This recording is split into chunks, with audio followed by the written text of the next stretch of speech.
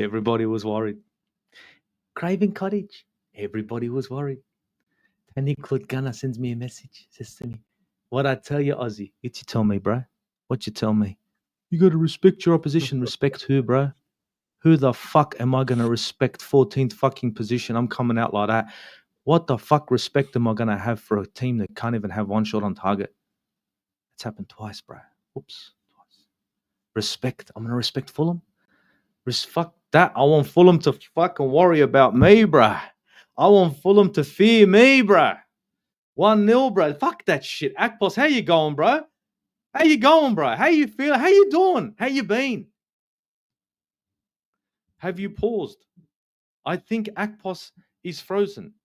I hope he's not. I think he is. He's stunned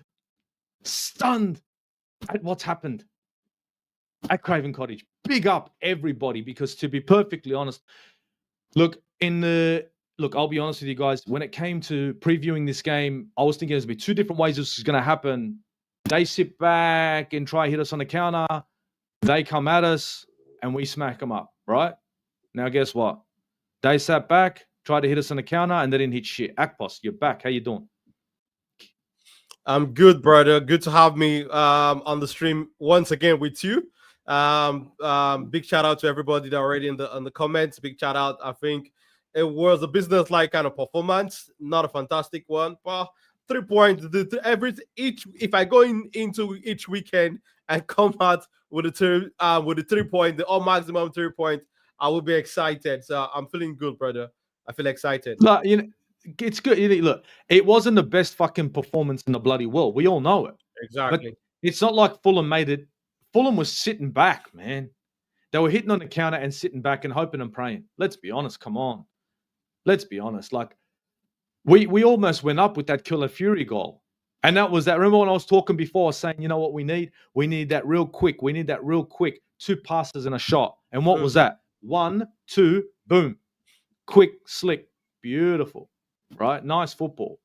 But let's be honest, man. Fulham weren't there to win the game. Fulham were there to pinch a point. That's what they were here for, boss. I don't know what you saw. That's what I saw. I mean, do you think Fulham were there to win it? Or do you think Fulham were there to get that point? I don't know. Well, I think from what we saw with our eyes, I think they were playing to get the draw. They were playing, to keep it 0-0 as much as possible, and to try to see if they can eat us with a counter-attacking break and nick one. I think they've got fast players and players who could, cause us trouble or when they break really fast. But I think it was crystal clear that their game plan was not to come out to play to win it from the get-go.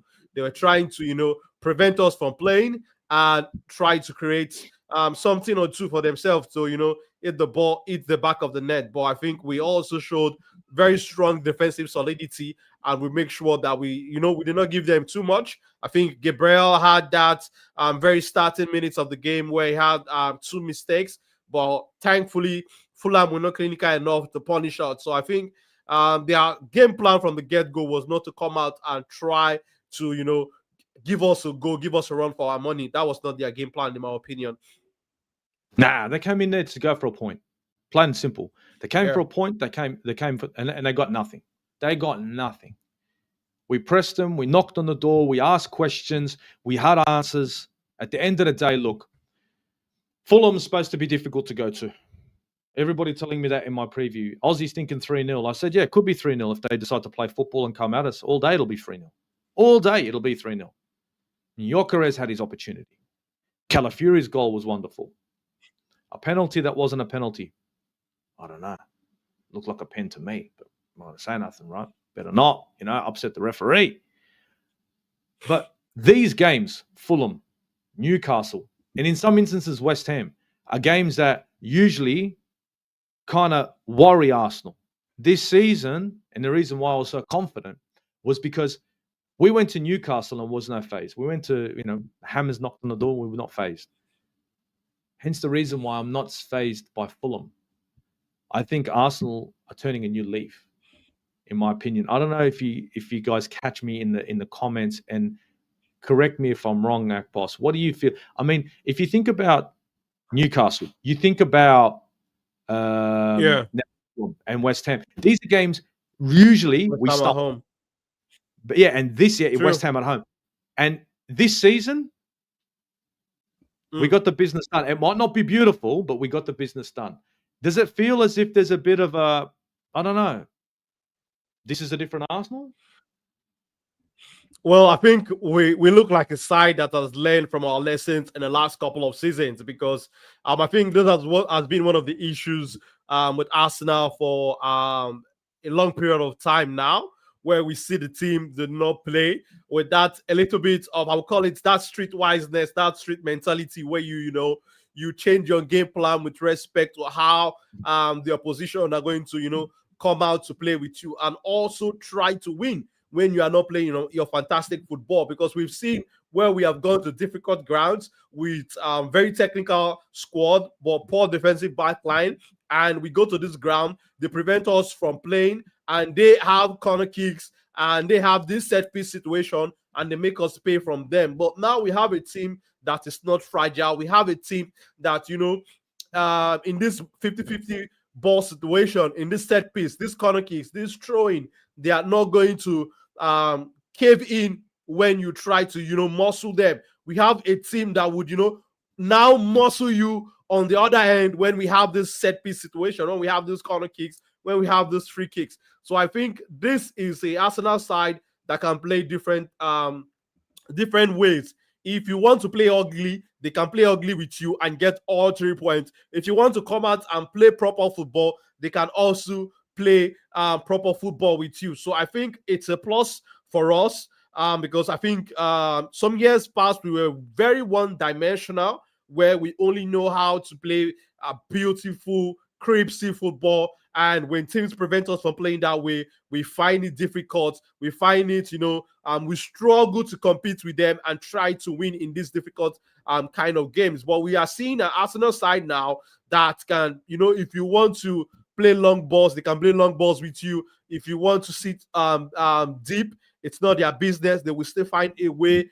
or two to break you down. So I think we are looking like a side that has learned from our lessons in recent times, and we are not letting teams low blocking us frustrate us right now. So I think we are showing good signs. It's still very early, but we are showing good signs so far. And a lot of people are saying, imagine we are getting this maximum 3 points from games that in the last 2 years, last year or two, we could have drawn or lost, and we are not even playing in full gear yet. Imagine what happens when we start to cook, when we are playing in full gears, when we have all cylinders firing. So I think I'm excited for what is to come. I just want us to continue to improve and continue to keep this fighting spirit that we are showing now, to win when we are not playing at our best, to win when teams prevent us from playing our best type of football. And you made a good point there. It's like we're still not out of second gear. We still ain't started pushing yet. This team is still still trying to find its shape. Gyökeres still trying to find his form and how it's going to be in front of goal. A little bit disappointing. Some opportunities in this game. Went begging. Would have been better to test his first opportunity against Leno. Would have been better if he put it a little bit further to the side, but it is what it is. But we're not firing on all cylinders. We're not. And everybody's talking about Liverpool not firing on all cylinders. We're going to get to that. Liverpool not firing on any cylinders. Liverpool can't get started right now. You know what I mean? Arsenal are running, but we're not running on all cylinders. We're not firing hard. We're not going all at them. We still got Eze that needs to start kicking off. We still got Gyökeres that needs to start kicking off. You know what I mean? Saka's starting to look like his former self. Zubimendi, I can't say anything. And Calafiori. I got the best back line in the Prem. Bar none.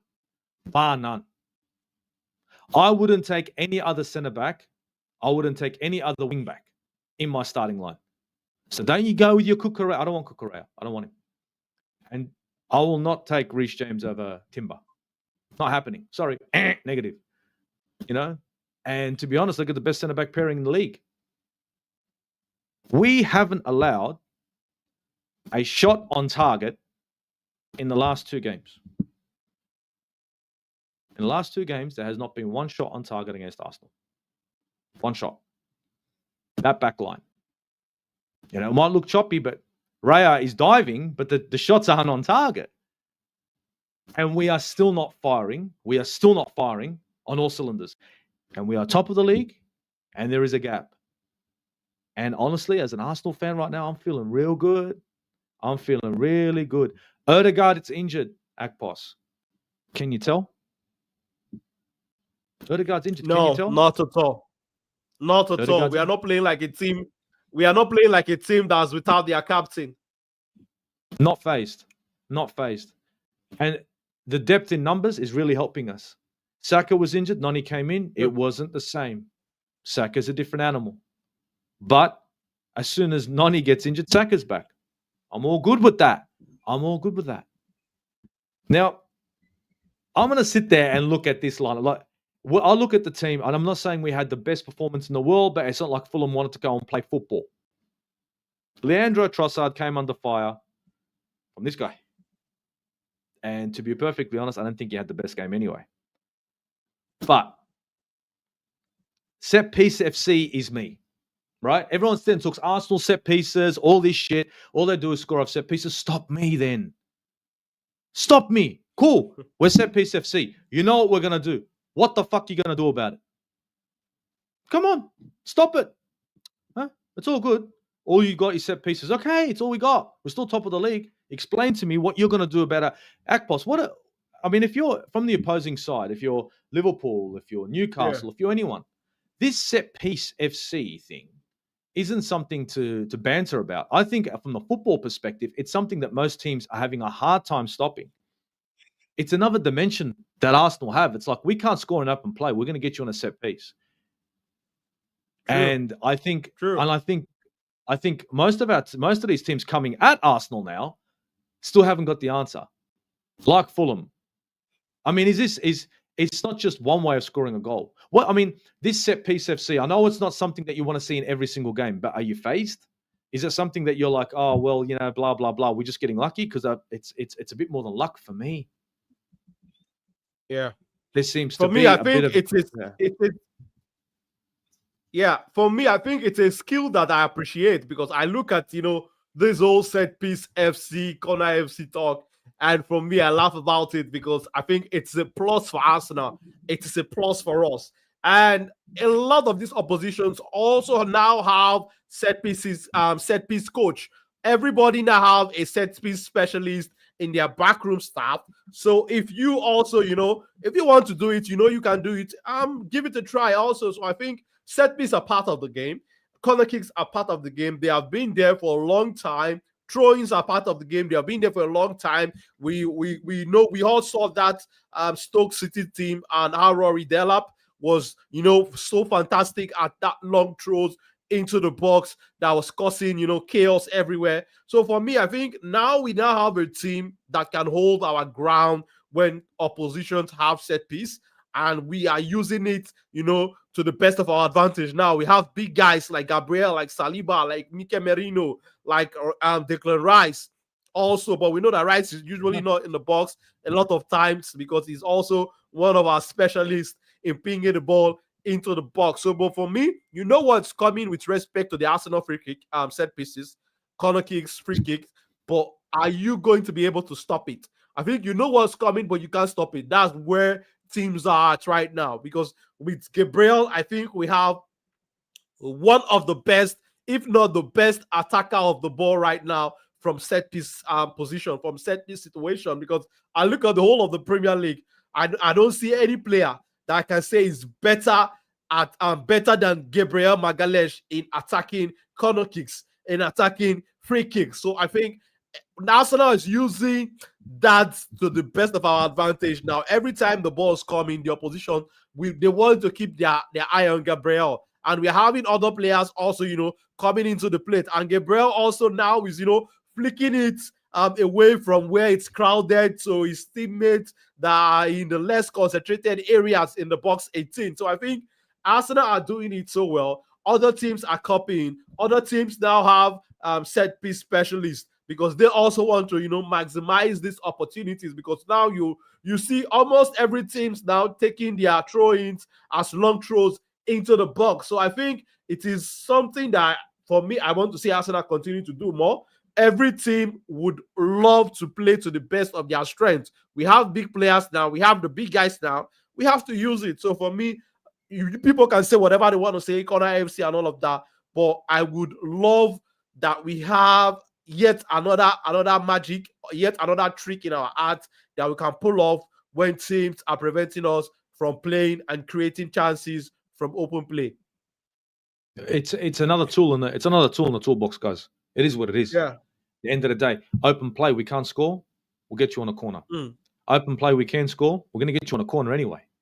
I think in this game, it could be expansive. I mean, for me, players that stood out, Calafiori stood out in this game, immense. For me, man of the match. I honestly think he was my man of the match in this game. He was played out of his skin. I think there are two players in Eze and Gyökeres right now that I'd love to see hopefully start to click. I think Eze had a hard time getting into this game. He looked a little bit disjointed. I think Gyökeres was hungry though. And I think the Gyökeres situation right now is he does need a goal. But he's getting there. In my opinion, I think he's putting himself in the right positions now. And he's getting a bit stronger because in this game against Fulham, you saw they were trying to pull him down. The last game, I was all over him in the review saying he was too weak. In this game, they were trying to drag him down. He was still standing up. So I'm hoping, and I'm positive that Gyökeres is going to hit the ground running. I mean, look, in your opinion, Gyökeres and Eze, your vibe so far, Gyökeres and Eze. For me, Gyökeres and Eze have been very positive with what I've seen so far from them. Yes, they need some time to, settle into the new environment and also settle in also with the way teams are facing us, the way teams are playing against us. Gyökeres is coming from a new league entirely where he did not play against a lot of teams that are playing in a low block against Sporting CP. But now he has come to Arsenal and teams are playing against a low block. A lot of these teams, we even saw Manchester City as fast to Manchester City, one of the best sides in Europe, playing that deep against Arsenal. So it makes it difficult for Gyökeres to get the space that he loves to thrive in. Those balls that, those runs that he loves to make in behind the defense. When this team sits that as much as deep as we saw Fulham doing, as deep as we saw Manchester City doing the other day, it makes it difficult for him. And I think he also needs to adjust to this new environment, to these new tactics that the opposition is facing now, are trying to use to keep him quiet. And I think this is also one of the issues that Eze needs to adapt with now. I think Eze is now playing for a bigger side where teams expect Arsenal to see most possession of the ball and they want to sit deep. So I think Eze is now facing teams that are sitting more deep. He needs to, break them. I think more often now that he's doing at Arsenal than he did at Crystal Palace. So I think that is also a little bit of a change for Eberechi Eze. And we should also not forget that Eze did not also have a full preseason also with the team. I think he's still getting used and getting, signed with his teammates and also with Mikel Arteta's system, what Mikel Arteta wants him to do on the ball, off the ball. So but for Eze and Victor Gyökeres, for me, I think I've seen a lot of positive. And I love the fact that both players have also, gotten their name on the score sheet. So I think that has also been a confidence booster for them. But I can, I'm excited for what is to come with respect to Eze and Gyökeres, because if they are getting the job done so far, and we know that these guys are not yet at 100% with how we expect them to play in this team, and for me, I just can imagine how it would feel like, what they would do, how they would rip defense open when they are firing on all cylinders. So for me, I have a lot of positives to talk about Eze and Gyökeres. Gyökeres, I want him to stand his ground more. I think I said that immediately after, what game was it? After the Newcastle game, who did we play? Who did we play after Newcastle? Steve. Shit. You got me. Games are coming in quick and fast. Last game. Shit, last game. Was it West Ham? I think it was West Ham. It was the Hammers. where he was throwing himself down a lot too easily. Trying to get that, trying to get a foul. Exactly. I think he needs to, stand his ground a little bit more because the big lad. I want to see him use that physicality, and also use the size more to his advantage. I think we would benefit more from that. But so far, I've seen a lot of positive from Victor Gyökeres. He was unlucky also not to get a goal from that tight angle where we saw Ben Leno showing his shot stopping skill. Yet again, we all know how good of a shot stopper Ben Leno is, and he pulled out a good save there to deny Victor Gyökeres. So, but for Gyökeres, I'm very positive with what I've seen. He's not firing on all cylinders, which is very obvious. There are improvement that he needs to make in his game. And for Eze also, I think he needs to get more used to the team and get more used to opposition teams sitting in that low block. I think at Crystal Palace, it was not the same with what he's seeing now at Arsenal. Teams expect Arsenal to see more of the ball, and they want to play in that low block. He had more freedom to operate in that Palace team, but I think with time, Eze would bring in more goods, would bring in more assists, more goals, and more big chance created, in my opinion. I think when they do start hitting the ground, hopefully they start hitting this ground running, that both of them are going to start to shine. And I think it's harder to come to Arsenal and to play for Arsenal than it is to play for Crystal Palace. Two different types of teams, and they're going to be approached very much differently. Everyone knows what we can do when it comes to possession, and if you allow us a lot of possession, eventually we'll get a goal. I'm just going to get into the comments real quick because I haven't. Miss Melina was in the building. Big up, Steve-O. Big up, Melina. Hope you're doing well. Brenny in the building. Morning, afternoon, and evening to you legends. Big up, Brenny. I hope you're doing great, bro. Hope you're doing great. Isco, I hope you're doing good too. Fulham was done, dusted. How you going? See you later. 3 points FC. You can't see me. That's the way it was, man. Nice and easy. DWTT in the building. Hello. G'day, DWTT, bro, my guy. I hope you're doing well. Guys, this guy's got a channel. If you haven't already, please go for it. And so does Brenny. Check out their channels. Kyla Rose saying, afternoon, guys. We're top of the league. Definitely, man. Hope you're doing well. Yes, we are. Top of the league. Deservedly. Ain't no flukes here. No. Goal difference looking good, yeah. Goal difference looking good. You know what I mean? Another clean sheet, Akpos. Another clean sheet. Like, we can't, like, any team now, high-scoring teams looking at Arsenal thinking, how the hell are we going to get goals? Our defense is, at the moment, the best defense in the Premier League. The stats are definitely telling us that. Warren is in the building. He has something to say. Everybody in the chat, I'm going to read this one out. Warren's Team Talk. Warren's got a channel, guys. Check him out. Long-time Arsenal follower, supporter, you name it. He says, we have seen this story so many times under this regime. I have been following this club for 53 years. Told you guys been around. But he don't look his age. You know what I mean? He's a good-looking fella. And we are playing the worst football I've ever seen. We are a Poundland Stoke City. Okay. Now, those are your views, Warren. Those are 100% your views, and I'm literally going to sit here and say this is the worst football you've ever seen us play. So Liverpool, Manchester City, Bournemouth, Chelsea, Tottenham, Sunderland, Crystal Palace. Let me just keep going down. Manchester United, Brighton, Aston Villa, Everton, Newcastle, Fulham, Leeds, Brentford, Burnley, Nottingham Forest, West Ham, and Wolverhampton Wanderers are playing worse. They must be playing absolute fuckery and shit. Pretty sure their supporters are going to come out and say, we're absolutely fucked. We're rubbish. Pretty sure Tottenham supporters right now are pretty happy with the way they're playing. But they're playing really nice football, but they're not doing really well. So I know what you're saying. I know what you're expecting. But you've been watching us for 53 years. 1-0 to the Arsenal. George Graham football wasn't fun. George Graham football wasn't beautiful. I watched George Graham football. That wasn't good. 1-0 to the Arsenal, then it shut down. That's what we did. Borderline Mourinho. So I know that you don't like Arteta. I get it. But we are top of the league. We have the best defensive record in the league. We have the best goal difference in the league. And we're winning games. But we still can't be happy about that. Look, I'm sorry. I'm an Arsenal fan, and I'll be honest with you. I want us to play great football.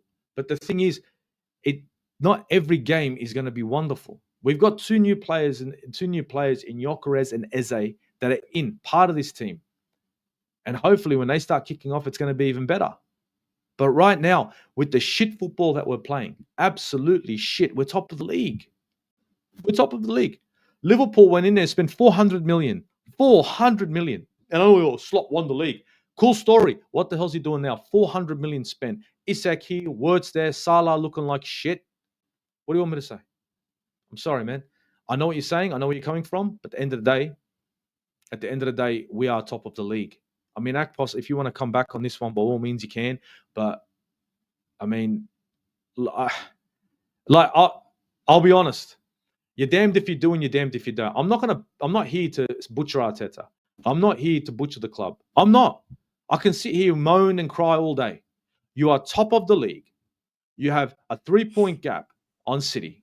You have a decent record. You have decent players on the pitch, right? Decent players on the pitch. The best back line in the Premier League. And what, I got to sit here and fucking moan? I'm not going to sit here and moan. I'm not going to sit here and moan. I watched George Graham, all right? And Brenny's coming in. I watched it. After 1992, it was fucked. We played defensive football. And I know what you're saying. We won 3 cups. That's right.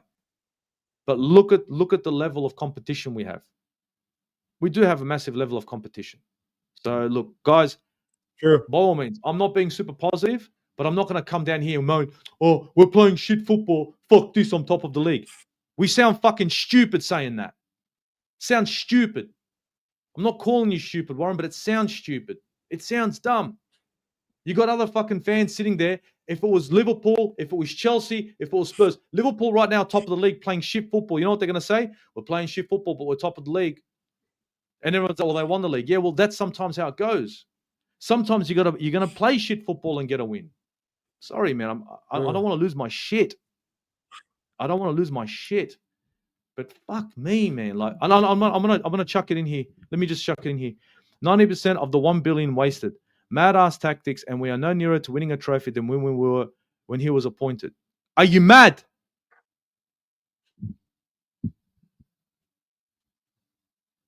You know what? I'm sorry. I'm not going there. I'm sorry. I'm just not even bothering with that. I'm not wasting my fucking time. I'm just not. I'm sorry. Let's just get into this fucking thing. That's just pissing me off. Despite being top, I want us to perform better. Brenny, I get it. You want us to play better quality of football. I get it. We did play great football under George Graham up to 92. It was his last 3 seasons when we played defensive football, but won 3 cups. I get it. And we've won 1 cup under this guy. Right? We won the FA Cup. And I'm not saying it was Emery's team. I couldn't care less. If we're going to... Okay, you know what? Here's one. Everyone's going to say that it was Emery's team that won the FA Cup. Is everyone in agreement on that?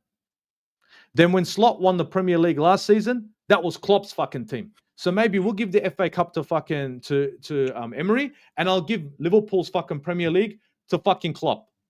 Fair enough? For me, I think credit should be given when credit is due. That was Mikel's achievement. That's all it is.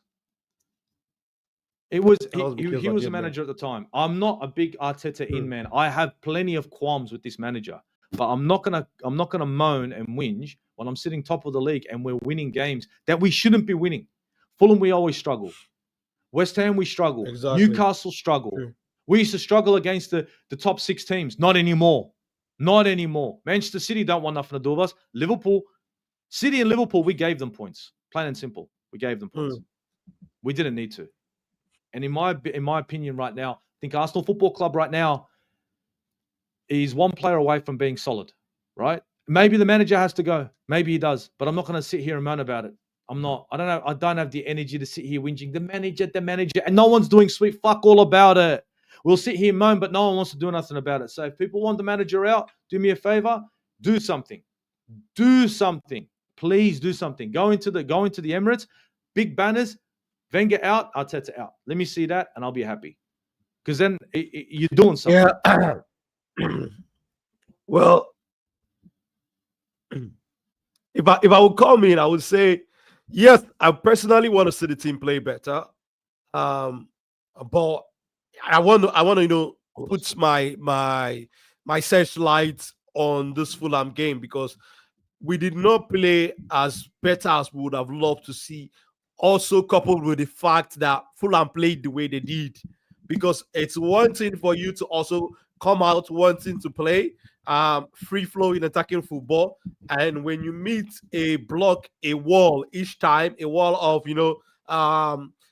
defensive a defensive four or a defensive five that would not want to move out, I think that's also an issue for you. So, and it's not going to be easy for us to break down these teams each and every time. And also, we should also remember that it's a marathon. We are not going to be able to play free flowing football every game for the whole stretch of the season. There are going to be some games like against Fulham where you do not play your best, where you did not perform up to your maximum capacity, but you still get the work done. I think that's what differentiates the team that goes on to win the league at the end of the day and the team that does not. So you also need to find a way to grind that result. You also need to find a way to win. I understand people's concern that for how long that would you be able to do this, but for how long will teams continue to play against us like Fulham played against us? We should also look at Fulham on their own end. They also did not get a shot on target. That's because we were also solid on the back. And that's also coupled with the fact that they did not do too much to commit players up front, to take risks, to try to create things. So I think we also need to put all of these metrics into consideration. Yes, I want to see the team play so much better, but I'm okay with us, not playing to our best and still getting the job done, because I think what counts at the end of the day, it's a result business, is if we would finish come the end of the season with something tangible, with silverware. So if we do not play fantastic football in quotes for the whole of the season, but we are able to win games, we are able to win trophies, I'm okay with that. But we should also still understand that if we look at the team right now, we have made some big changes. Victor Gyökeres has come in a number 9 position. It definitely needs some time to settle in. AZ has coming into a new team. We are without our captain in Martin Odegaard.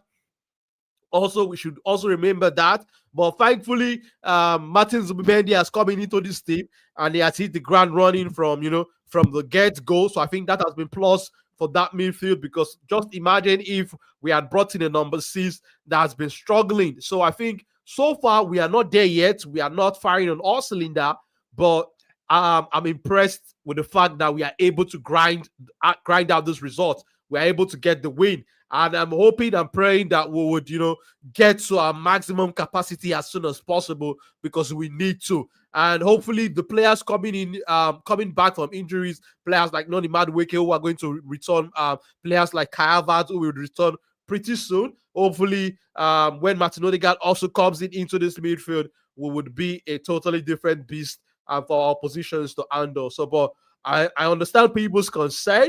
But hey, we are getting the 3 points. We are getting the job done. I think that should be enough consolation for us. I just want to win. I think that's for me. If we want to win Dead Sea, I'm okay with winning Dead Sea. That's where I stand here.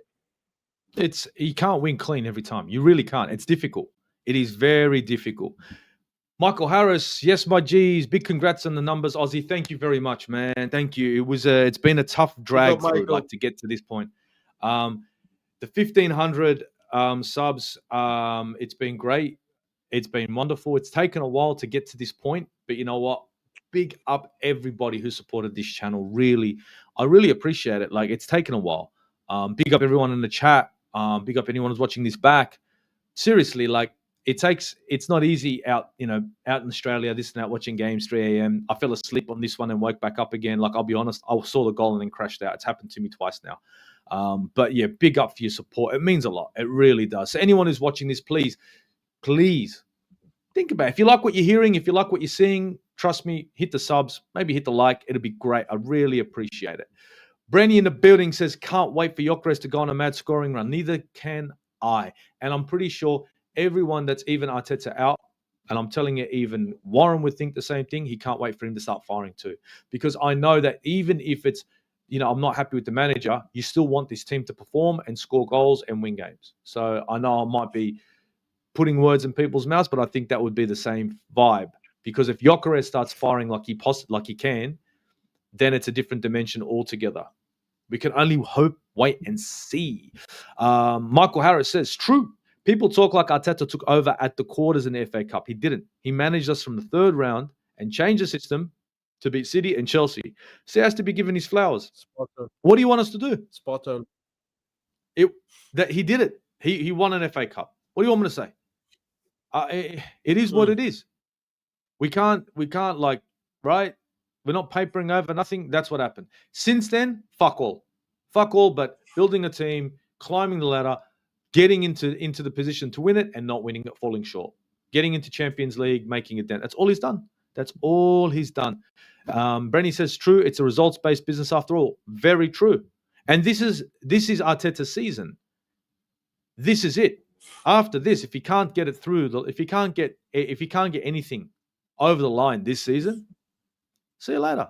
It is what it is. But bye. See you later. Cool story, right? Nice knowing you. Thanks for all the laughs. Hey there, ciao. See you later. But right now, I'm not going to go down the path of Arsenal fans we're going to moan, oh, we're not playing the kind of football I want. Fuck me. Wear a helmet, man. Shit. I'm sorry, man. I'm so sorry. I'm just so sorry. And bro, if I would had in a weekend where Spurs have lost at home, in a weekend where Liverpool also have lost, Arsenal wins, take all 3 points, we can't be out there mourning. I think we need to relax, enjoy our 3 points, and watch other people why they come out and complain. I think that's the vibe. That's where I'm at right now, personally. For me, I think it was a good weekend. I see my ups losing, and I've won. I think it's a good one for me. What I'm looking at is, taking the 3 point from that game, looking at what we did very well and trying to get better at that, looking at what we did not do so well and also trying to improve on that. And hopefully we have more of our players coming back from injuries and even getting us to have more quality, and even our squad depth we've been talking about. We have players missing out, and when they will come, I think they give the manager even more headache and also make us even more unpredictable against these different oppositions, in my opinion. This is the way I feel about it over the weekend. We're going to grow. We can't, it's not going to get worse. These players are hopefully going to hit the ground running, and it's going to be the next best thing, guys. But right now, we are not firing on all cylinders. But there's another team that's not firing on all cylinders. And look, I'm going to get into it because you guys can see the Liverpool FC. I picked them to drop points, actually, in a WhatsApp group, guys. Damo, how you going, Damo? All right. You doing okay? Yeah. It's all right, mate. You want to know what the weather's going to be next week? I'm your man. Liverpool, ladies and gentlemen. Liverpool have dropped points to woeful Man United, who couldn't get 2 wins in a row, and now have got themselves 2 wins in a row. Liverpool. Don't get it twisted. Liverpool. At that Anfield, the monster that it is, faced a Manchester United team that is in a shambles right now. It's all over the joint. Disjointed. They're showing promise, but they're not finishing their dinner. And Liverpool have dropped points again. What's that? Is that 4 L's or 5 in a row now? Is that the 5th L? I think 4 in a row. It's 4 in a row. In the Prem, that's right. 4 in the Prem. So that's 4 L's in a row for Slot in the Prem. Yep. No, all competition, bro. All competition. Is that 3 in a row in the Prem? Sure? Oh, 3 in a row in the Prem. One to Gala. Yeah, one to Gala. I'm sorry. My bad. So 3 in the Prem, 4 in all competitions. Mbeumo. Let's be honest, that first goal. Big Verge. What was going on there? Like, what the fuck? And another big thing for me, a massive one. How many millions did they spend on this Florian Wirtz guy? Does anyone know? I don't know. I can't remember. I mean, was it 120 million? Was it 120? Because I know if Arsenal spend 120 million pounds on an attacking midfielder, and he wasn't doing the business like Eze, so he's getting the stick now, getting fucked. Oh, what's Eze doing? No, cool story. there'd be some uproar. But I think Liverpool have finally found how to play Florian Wirtz in his best position, right? Because Florian Wirtz, I think his best position is as an impact sub, £120 million impact sub. What the fuck is going on at Liverpool? Like, honestly, Isak hasn't scored a goal this season. Salah, nothing. Like, Akpos, tell me what your vibes on this game against Man United and Liverpool right now. Salah, Isak, Wirtz, right? Fucking absolutely nothing from them. I mean, last season, this season, Wirtz off the bench. Oh, okay. We're hammering Gyökeres. I'll make it easy. Gyökeres, how many goals has Gyökeres scored for Arsenal in the Prem? I think 3 goals already. 3, yeah. 3. How much did he cost us? How much did he cost, Akpos? Let me pull it up.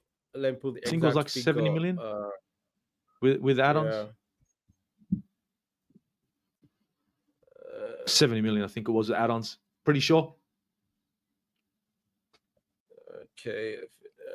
What's that? Let's be perfect. Let's transfer market this shit. Make sure it's 100%.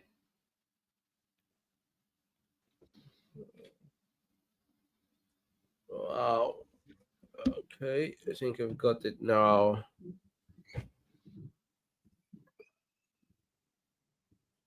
How much was it? Was it 65? 55 million pound. 55 million pound plus 8.5 million in add-ons. That's all right. 60. That's 63.5. 63 and a half. 63.5. Yeah. So 63.5 million. Everyone's talking about Gyökeres not fucking scoring any goals. The whole media is talking about Gyökeres not scoring any goals. What the fuck is wrong with Isak? What's Isak's fucking excuse? Akpos, what do you think Isak's excuse is? What do you reckon? What do you think of Alexander Isak? What's his excuse for not scoring any goals?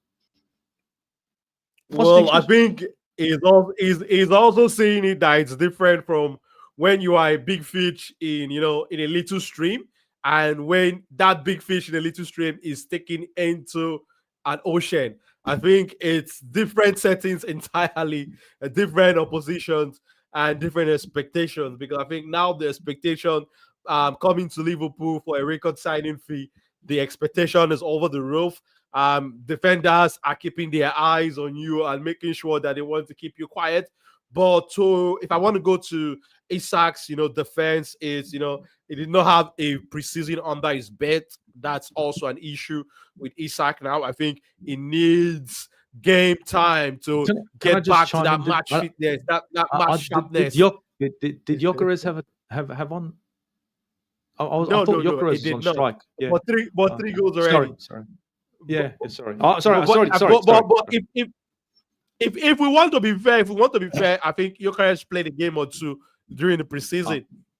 But just like Gyökeres, just like Isak, I would say he did not really have a full preseason. So, but Gyökeres has already hit the mark running, and you have some Arsenal fans also wailing and moaning about Victor Gyökeres, and I would just want to direct them to Alexander Isak. But for me, I think Isak is a fantastic player. I think Isak is a good player. It's a player that a lot of us also wanted Arsenal to sign. But I think it's facing I think a different kind of challenge now at Liverpool. Expectations are high, big money signings. A lot of people are talking about him. No preseason. I think playing in a new team, it needs time to adjust also to the new environment with new teammates and all of that. So I think he has come into a team where he's not the star. At Newcastle, he was the star. This is Mohamed Salah's team. So I think Liverpool right now, they have problems, and it falls to the doorstep of Arne Slot to fix it. A lot of people were talking about Mo Salah and all of that. For me, I think they've signed Isak, they've signed Florian Wirtz, they signed Hugo Ekitike, but this is still Mohamed Salah's team. I think someone I was talking to yesterday was saying they should drop Salah. I think that's a no-brainer. There's no way Salah is going to sit if he's performing or not for what he has contributed to this Liverpool side in the last couple of years, since he joined Liverpool, and also they've given him the big contract. So it's a no-brainer to put Mohamed Salah on the bench. Salah has to play every single game in my opinion. But I think these new players, they've made a lot of changes now. Ekitike coming, Isak coming, Keke's coming into the team, and also Frimpong coming into the team. I think these are big changes they have made, and it's left for Ancelot now to fine-tune these guys to bring out the best of these new signings. And how soon are they going to adapt? Because these are the issues that I think that Liverpool are facing right now. This is looking much different from the team that Ancelot met on the ground. Some players have left. Some of the the key guys that were ever mainstay in the club era have left. He's also transitioning from having what's his name, the former left back, Andy Robertson. Robertson as the mainstay left back. Now he has brought in Kekes. Alexander Arnold has gone. Now he has brought in Jeremy Frimpong. So I think these changes, how well are they working? How acclimatized to the new environment and the big club have these new players been so far? I think so. For me, they're having issues, and as an Arsenal fan, I'm hoping and praying long may their issues continue. Long may they keep finding it difficult to put the ball in the back of the net and struggle to win games for me. But I think I look at them. They've been, finding out ways to win, grinding out results, getting those late goals because of their mentality and their never say die attitude. But that is not sustainable, as we have seen in the last couple of games. They need to go back to the drawing board and find a way to win games. And for me personally, I think the issues they're having now falls to the doorstep of the manager. Ancelot needs to make it work. All of these new and fancy new toys, the fancy ingredients he has gotten from the marketplace, he needs to make a good recipe out of it. How long is it going to take? I hope it takes up until the end of the season before they find their rhythm. This is my stand on the Liverpool struggle right now.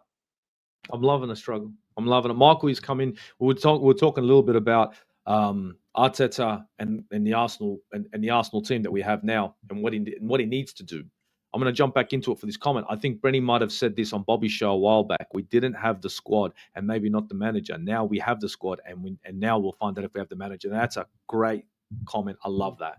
Fucking spot on, Mick. Fucking big up Brenny. I love that. Big up, Brenny. I love that. I fucking love that. I love that. Maro says Liverpool are messing up. Look, 100%. The problem when I look at Liverpool and I've watched about 4 of their games, I noticed the same thing. And what I keep seeing is Arne Slot now changing the style of play. The 2 wingers that they run, whether it be Gakpo, Salah, whoever, right? It'll always be Salah. They do not have the overlapping runs from the right back or left wing back that they did once upon a time in Robbo and Trent. When one would go up, one would stay down. So the support for your wingers isn't there anymore. Not as much. And when the support is there, it's either late, right? Or it's disjointed. So when I look at Liverpool and I watch them, and I'm calling a spade on this. This is an Arne Slot thing, not a player thing. They've got bodies, they've got players, they've got quality. You can't see. Exactly. But the problem you have is Arne Slot is playing a style of football that doesn't suit the players that he has right now. Mohamed Salah, last season, what was he? Look what he is now. You can't tell me he's become shit just like that. That's not. I don't think so. I do not think Mohamed Salah has gone crap. Don't give me that. No way. He had a shit game against United. He's just kicking balls. But he has, when he used to receive the ball, he had options. His midfielder was tracking with him and offering. His wing back was there as well. He had options. Now, when he does get the ball, by the time the midfielder is there to offer, he's already got 2 defenders on him, and the wing back is more than likely not going to overlap. And that's the same on the left. Everyone says, "Oh, if they ran Gakpo on the left and Robbo on the left, it's going to change." Robbo is a great left back, and I think he should start. But if the orders aren't to overlap and support, and that's the same for the midfield, then you're going to struggle. Luis Diaz will struggle like this. He will, because look at Salah. Luis Diaz, Salah, who's better? Salah. And Salah struggling. Salah struggling because the style of football does not suit. Doesn't suit. He's not being supported. Isak, Not support. Ekitike is probably the best signing Liverpool have made in this window. That's a player I'd take at Arsenal all day out of all the players I got. I wouldn't take Isak. I'll take Ekitike over Isak right now. Because that guy, Bro, wow. I'll take Isak all day. No, I'll take Ekitike. But right now, I'll take Ekitike. Osimhen remains my number one. Oh, here we go. Okay, all right. So we've got a Liverpool team now that's so disjointed that Florian Wirtz, who is worth bang 116 million pound, is now a bench boy. If that was Arsenal benching Declan Rice, the shit you'd cop from the Arsenal fans. It's because they don't know how to play with him yet. They don't know how to play with the number 10. They don't. He hasn't ironed it all out. He's not helping out his wingers. He's not helping out his wingers. And the way that they're transitioning is slow. It's every time I want to play through the midfield to play in Wirtz. It doesn't work that way. You never have. Club football won it last year. Your football this year. This is slot football now. And the one thing that Slot is doing right now, reminding me of someone right now. You know who he reminds me of right now? Starting to remind me of? The guy used to wear a white shirt. A guy called Andre Villas-Boas. Remember what he did at Tottenham? Spent a lot of money. Yep. Fucked it all up. And this is screaming Andre Villas-Boas because the wrong signings for the wrong kind of football. He's fucked Salah. He's destroyed Salah. Right? Pound for pound, the best right wing in the Premier League is now fucked. Gakpo is getting goals here and there. The best, let's call it. Isak, last season, who he was, look who he is this season. Wirtz comes from Germany. Options everywhere, comes to Liverpool. He's on the bench. Gravenberch is the best midfielder in that midfield. He is gun, Gravenberch. Fucking awesome. And Robbo needs to start on the left-hand side from now on. Because to be perfectly honest, Kirkes, he doesn't know where he's going. Look, don't get me wrong. I know Calafiori he goes on his own tangent, right, Akpos? But Kirkes, oh my God. The first goal. What the fuck was he doing? I know they're going to throw it on fucking VVD, but fuck, where the fuck was he, right? Shit. Oh, it's just like in the comments, I'm just going to jump in. Liverpool are messing up. They're messed up. They are messed up. Maro says Liverpool are not looking promising at all. Not right now. I wouldn't be look, right now, I don't think so, my guy. Pick up everyone watching. Please smash the like. By the way, sorry, Steve. By the way, Maro is my little nephew and is a Liverpool fan. So is he? So he's getting all the stick for me right now. Oh, it's all right. And sorry, let me say this on the stream tomorrow. Maro, you said Gyökeres was not going to perform at Arsenal. What do you have to say now about Isak? Please drop the comments in the comment section. I want to know because you told me that when we signed Victor Gyökeres. Now, what can you say about Isak? Please just let me know your thoughts. It'll be great. We'd love some feedback. Half price, Gyökeres. Remember, half price. He's half as good as Isak, but scored more goals, but cops more shit. So he scores more goals. He's worth half as much, but he's under more scrutiny. Make it make sense. Exactly. Make it make sense. Silver segments, my guy. Fuck, I missed you. Big up. Last season, Slot inherited a made team. That's right. A team that had Klopp's tactics drilled in. That's right. Now with a few windows under his belt, the players that he signed were starting to see the real Arnie Slot. Yeah. Or is it Andre Villas-Boas in disguise? Right? I don't know. Look, Arnie Slot is in trouble. He's got great players. He's got no idea what he's doing. Liverpool are a team that love attacking down the wings, but in speed and overlap. They love to overload. So they're going to go down. It's going to be overload. Right-hand side, bang. Speed, quick, let's go. Midfielder cuts in with Salah. There's options. Salah runs to the byline. He'll either flick it back out to the wing back or he'll fucking take a shot. Blah, blah, blah, rah, rah, rah. Now what are we seeing? Slow build-up play. Sorry, dude, not going to work. Brenny in the building. He says, you give Salah space, he will do something. If you man-mark him, he struggles. Yeah, but you know what, Brenny? Salah is the kind of guy that if we're going to be playing in a transition, if we're going to be playing a faster-paced football and we has options and he's overlapping, then Salah on a run, on pace, when he takes on his man, he's hard to deal with. But when he's staying Salah is trying to play soccer football. Does that make sense? That's what he's doing now. He's playing soccer football. And that ain't easy. You got to take on your man or two. And that's not the player he is. He's a speed freak. This guy likes to bomb down the wings and hit you on a counter. Bomb down and it's a ball that goes from end to end, and all of a sudden he's on the end of it outside the box making you pay. That's Salah. And right now, he's not playing to Salah's strengths. So what Arne Slot has done is, instead of looking at Salah and saying, look at my quality, I'm going to change the whole thing, right? And make sure that we play through a number 10. And it's so good, and he believes in it so fucking much, that he puts his new number 10 on the bench. On the fucking bench. And this is not the first time. It's not the first time. What do you think about this Florian Wirtz bench deal? This is not the first game that he's been benched. I think he got benched here. I think he got benched at Everton. I think he didn't start against Everton. From your perspective, looking at the manager now, he spent 120 million, 116 million on Florian Wirtz, and he wants to play with a 10. But now he's benching him. What do you reckon, Akpos? What are your vibes on that? Well, for me, I think the manager is also saying that Florian Wirtz in its time. For me, also, I think I would not want to, criticize him too much, because I've seen some big players come in and they can't hit the ground running, but when give them time, and in due time they bring in the goods. But I know also why we are talking about these players, because if it was an Arsenal player, bro, it will be all over the pages, back to back. We saw how they did it with Nicolas Pepe and all of that. So I think it's fine also for us to talk about it a little bit. But for me, Florian Wirtz, it's a player that I've watched for a while with that Bayer Leverkusen team, and in my mind I was like, what a player this is. So I think the player is still there. The player is definitely there. The talent is there.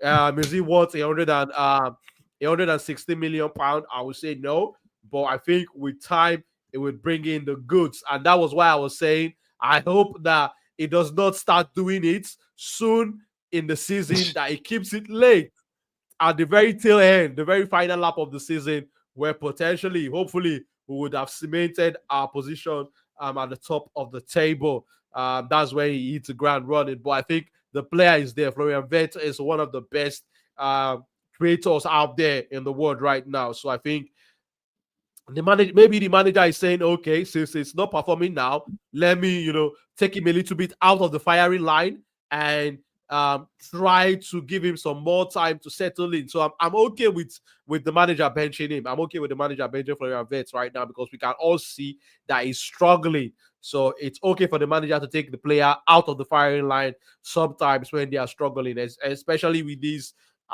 big money signings, and also with all the talk outside in the media about him. But I don't think the manager keeps an eye too much on the talks outside, but he's also looking at the players' performance on the pitch. I think it was more on the pitch decision, in my opinion. I think Wirtz being obviously starting off the bench, it's a double-edged sword. One, you protect the player. Two, you destroy his confidence. See, and this is where the manager is sort of saying, I'm not really convinced that you're the guy for me right now. Florian Wirtz is probably coming in thinking to himself, wow, I'm really not. He's probably thinking, I'm not that guy. He's a great player. He is. And I think he needs to look at Mohamed Salah, great player. He needs to look at Virgil van Dijk, great player. Konate, crap. Right? Yeah, I've always said he's crap. And he's just the biggest bozo in the fucking... Anyway. You look at Gravenberch, bro, I think you... Sorry, Steve. I just wanted to remind you of something you said. I think you said it in our conversation. I can't remember if you actually put out the video there where you were talking about that Virgil van Dijk has not really been given that partner that would, in terms of the quality, that would cover for him when he makes these mistakes, this one-off mistakes that he makes. We know that Virgil van Dijk is one of the best CBs out there. He has done it consistently for a good amount of years. But you talked about his partnership in a Liverpool shirt. They've not really given him that player that pound for pound would be close in terms of quality. And I think since you were mentioning Konate, I just wanted to remind you to what you were saying some days ago with respect to the partnership and that goal that Brian Mbeumo scored. We saw that Virgil van Dijk had made a mistake. Konate saw the runner, but in my opinion, I think Konate could have covered for Van Dijk there, and that's how a center-back partnership should be. When one player, is caught out of position or makes a mistake, the other man has to, come in and try to protect that mistake and protect the goal. And Konate failed to do that. I just wanted to put that point out there, Steve, and bring you back to the conversation we had offline. Look, I didn't put it out there, but I did say it on Never a Foul. I'm saying it here again, and thank you for reminding me, boss. But yeah, Virgil van Dijk has never had, and I'm not expecting. And this is the counter argument. He's the best centre back in the world. He's gonna make everyone look shit. No, not this shit. Not this shit. The centre back pairings that he's had haven't even been close to good enough, and I don't expect him to be on par with him. I expect him to be down here. Konate has always been a bozo, and I've been saying it for years. And it's like, oh, he's already. No, he's not. He's shit. He is shit. He's shit. Joe Gomez is probably the best partner he's ever had. Don't tell me Skirtle, because Skirtle would go, he disappeared, fuck up. Sorry, don't give me that shit. But Joe Gomez, I think, was a decent partner. Decent, not great. Matip when he was fit. Matip when he was fit was also good. Matip was okay. Matip was okay. He was decent, but when he was fit, and the best ability is availability, right? And that's Big Verge. Yeah. And that's Verge. And Verge is Verge, fuck, man. That's the only player I'd take into the Arsenal squad. And it'd be hard for me to say it, but yeah, he'd start. But the problem I have is in Liverpool instead of buying him a proper partner, let's get Florian Wirtz. I'm not saying he's a bad player. I think he's great. I think he's wonderful. Let's get Ekitike and Isak and play one or the other. Ekitike or Isak and play one or the other. Seriously. You went top heavy and you can't even score. Andre Villas-Boas, Arnie Slot has made mistakes here. And now Verge is getting older. Yeah, it's getting harder. He makes one mistake. And look, it costs him a goal. Kirkes didn't help the situation, and Konate couldn't do much all. Alisson cannot come to their rescue every time. That finish from Mbeumo was beautiful. Great finish. You're not gonna stop that. And I think Big Verge needs a partner. And the best partner for me was when Nathan Aki was available, when he was at Bournemouth. That would have been the best partner he could have ever had. Because these two, of course, countrymen, he would have been great.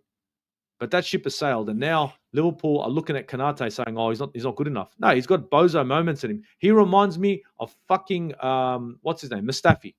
Konate reminds me of Mustafi all fucking day, and that's a fact.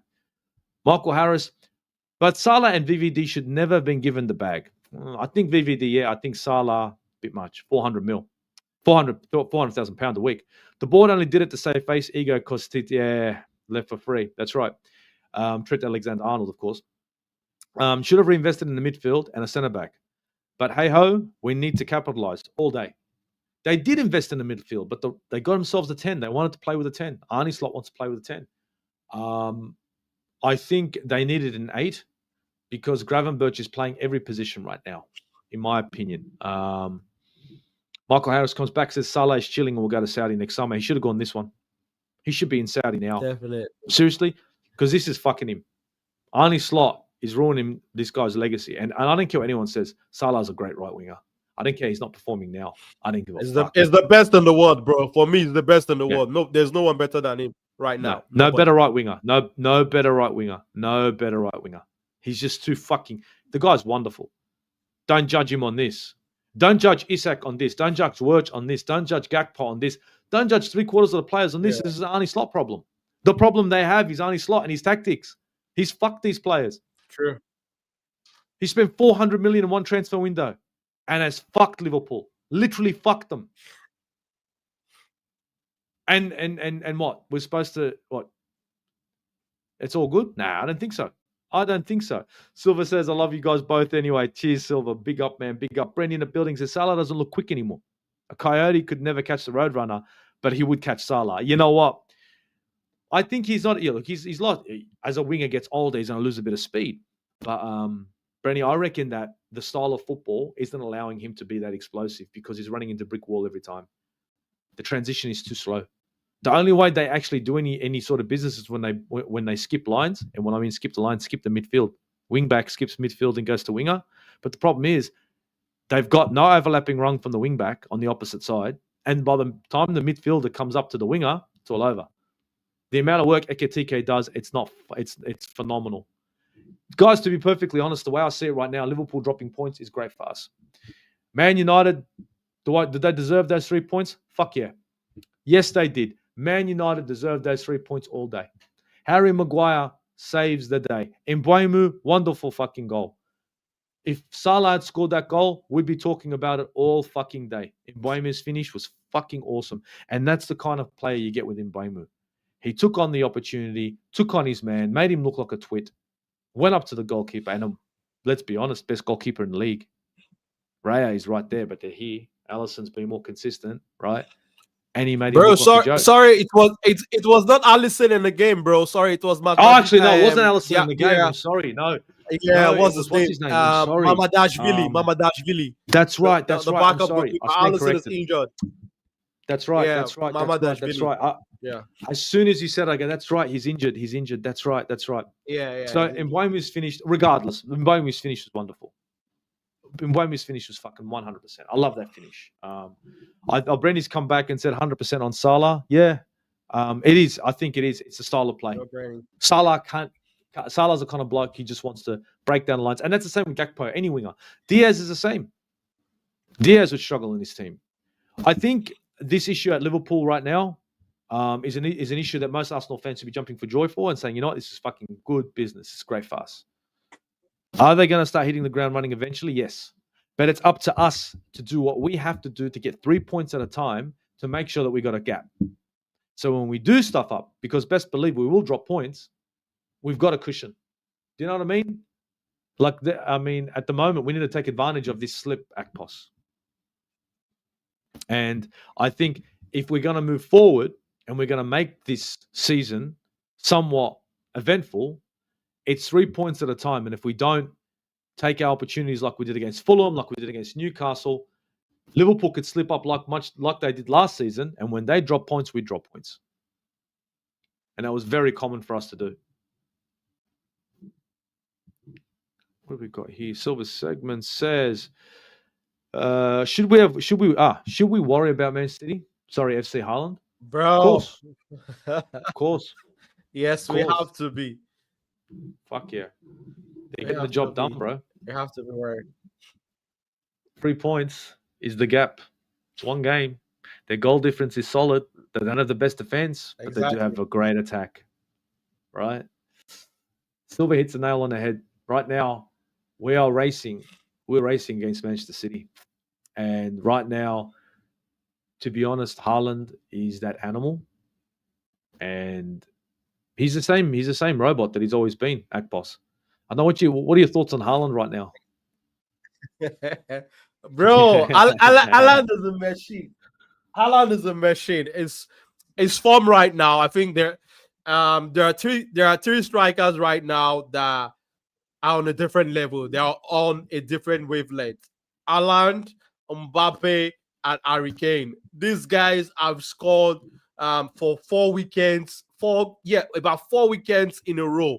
They've scored 4 weekends in a row, and I know a couple of my guys who are making good money from doing this parlay that Alan Kane, and Mbappe scores. And just this last weekend, they also smiled to the bank with that parlay. So for me, I think Alan and Mbappe, they are showing their quality. These guys are goal machines. These guys, if you give them one chance, they put the ball in the back of the net. And like you rightly said, and Steve has rightly, Tony has rightly mentioned here that Haaland FC, I think we need to be worried about them because Haaland is been the difference maker so far. And we know that they have one of the best managers in the world in Pep Guardiola. I think is not someone I would want to underestimate. It's not someone I would want to underrate in this title race. And I think the only area I think that they might struggle is the midfield, in my opinion. Without Rodri in that midfield, we know that the City midfield is not the same and they are still in a transition period. Tijani Reinders has come in, is trying to do a good job in the midfield. Also, Nico Gonzalez is also there, in my opinion. But I think that midfield area is one area where I think they don't have that solidity yet, but they have players up front like Alan who would make you pay. They have Jeremy Doku, who's having a good start also to the start of the season. Savinho has been reintegrated back to the team since he has extended his contract, and have his eyes focused solely on Manchester City. So I think they have the offensive players. The defense and midfield is the area where I think they would struggle, because that defense also it's been shaky. That defense with leaking goals, and the midfield also does not have that solidity that it used to have in the last couple of years. We know that it's still a transition. They are not firing on all cylinders, but they have brought in good players. So, but I think I would keep my eye on the City. Like you rightly said, Steve, it's just one game. You drop points in one game, and they win in their respective game. They could be closing the gap on you. So I think we need to be very wary of that.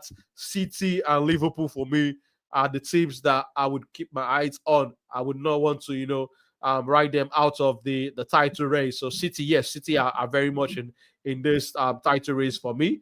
And Haaland is having a fantastic start of the season. Everything he touched right now turns into a goal. So credit to Haaland and what they are doing there. Oh, Haaland is just an animal, eh? He's a goal. Like you said, he's the guy's a cheat code, man. And yeah, look, their midfield without Rodri is a different midfield, but they're still getting the job done. They are, and that's what it's about. It's about adapting your squad, or what squad you do have, to the games that you have available. You can't do much, Rodri's going to get injured. Exactly. Rodri, I think he's that player now, and unfortunately, they've probably come to an understanding now that his best years are probably behind him, because his availability is not going to be there. But look, they are a threat. They'll always be a threat, Manchester City, especially this season, Silva.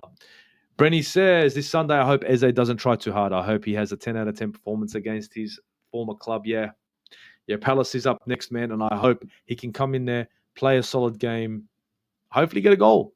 You know what I mean? But the way he celebrates is up to him at the end of the day if he does. Haaland and Donnarumma like Cantona and Schmeichel in 1996. Yeah, look, Donnarumma's a great keeper, man. And honestly, man, did they get lucky on that one. Shit. Yeah. Donnarumma. Like, seriously, what a signing, man, all day. Fantastic shot stopper. I swear. And I've been screaming about him for years. This guy's a great keeper. He's a great keeper. I'm not going to knock Raya. I mean, I wasn't a believer before, but I'm a believer now. But Donnarumma, wow. Silva comes back. He says Haaland and Donnarumma would be the only reason they win anything this season. They are the top performance. Haaland one end scoring goals, Donnarumma the other side saving their asses, and that's a fact. But you know what? Good on them.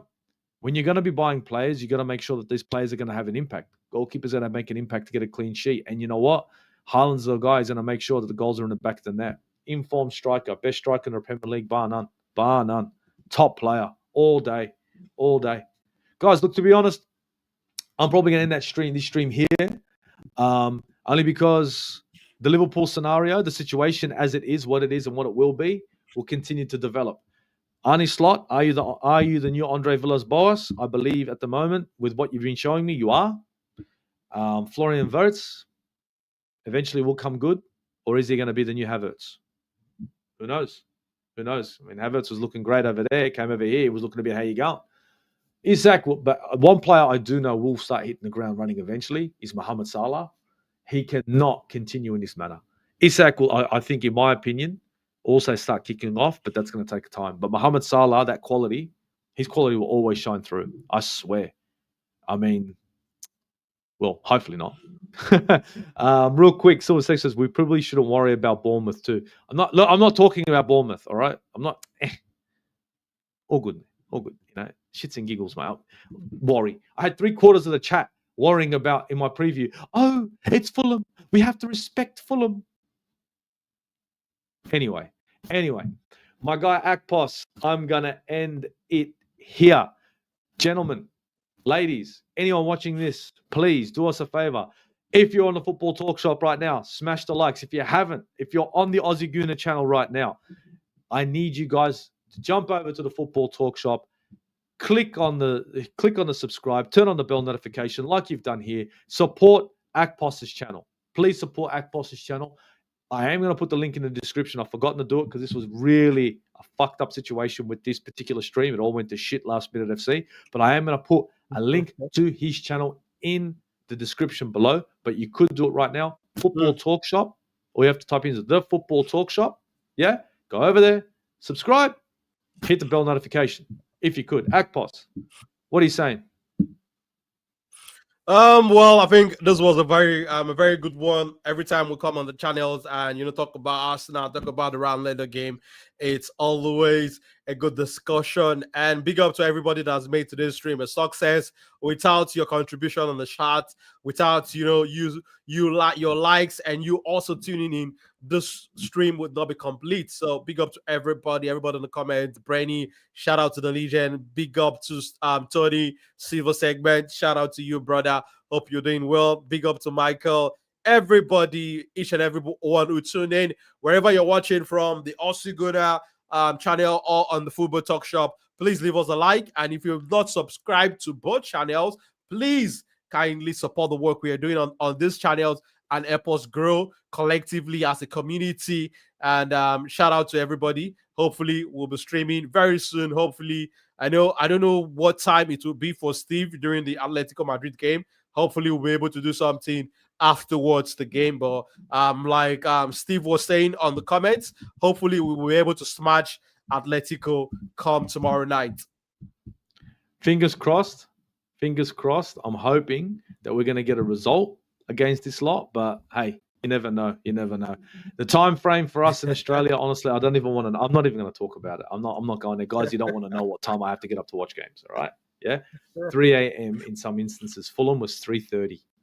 3:30. But guys, big up for joining us. Thank you very much. Please, bell notification on. If you haven't subscribed, please go ahead and do so. From the Aussie Gooner, from Akpos, we're going to love you and we're going to leave you. Uru, guys. Uru.